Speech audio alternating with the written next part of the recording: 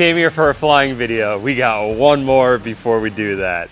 We've been flying it. We have about 15 hours on it, but this airplane was in desperate need of being compounded, cleaned, shined up, all the odds and ends fixed. We were taking a lot of photos of it in the air and landing, and it just was not the same without the glisten. So, one more video, all the compounding, final prep, decals, lettering, everything, and then we will have some beautiful footage of this airplane flying.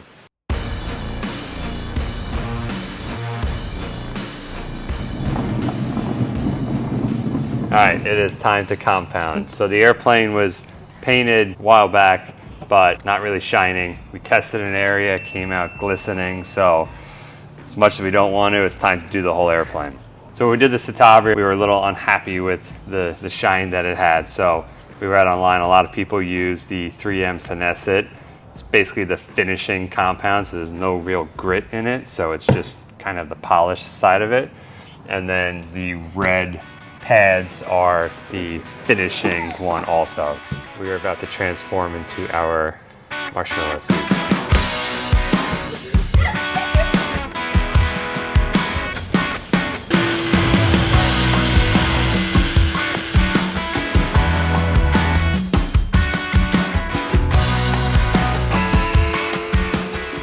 One thing we have to mention is that you cannot take the compounder over any raised edges, rib stitching, screws, corners, etc., or it will take the paint off. This airplane does have some extra paint on it from being repainted years ago, but we were still very careful not to go over any hard edges more than needed.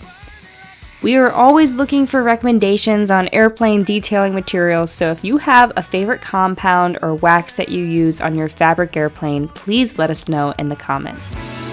You light me up on the inside. Come alive, revival.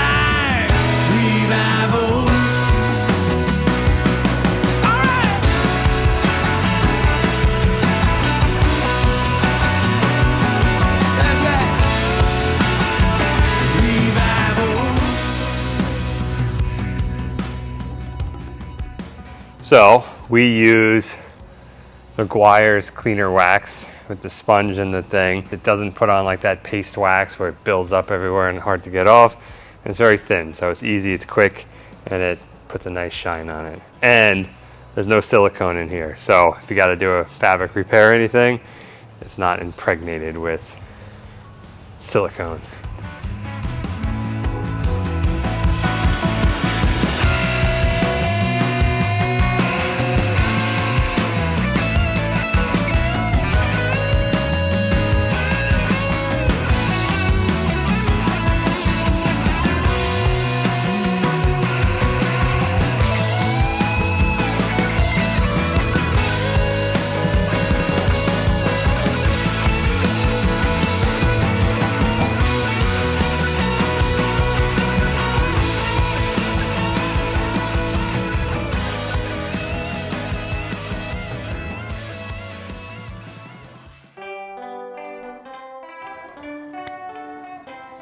All right, today we're going to be painting the nickname for this airplane on the cowling.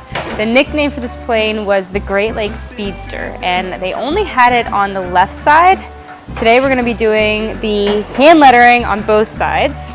We have the one-shot paint, which is going to be in black. We're going to go ahead and do a couple practice runs, and then we're going to try painting it on the cowling. Here. So we are going to just a tiny little bit of reducer in here. Boop. Okay.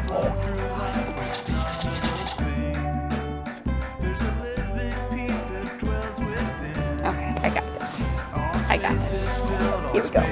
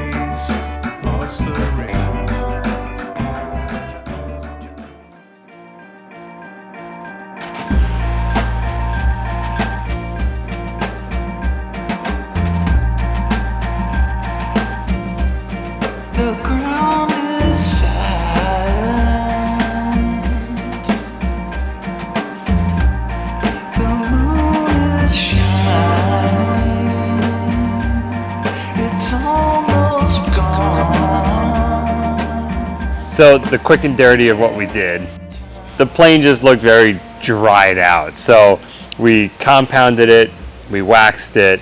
It literally made it from when it sounded like sandpaper to where now it sounds smooth as can be. So we did that. We did like a good washing of it.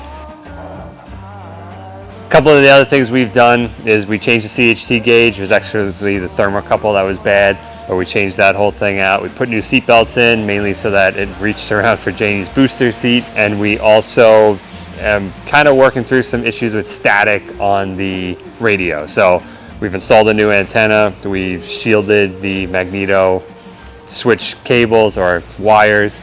So this airplane has no electrical system at all. So we grounded the engine to the frame, so that should help a little bit. We're at the point right now where it's a little staticky, but you can hear from very far away, it transmits, but that's not our compounding video stuff.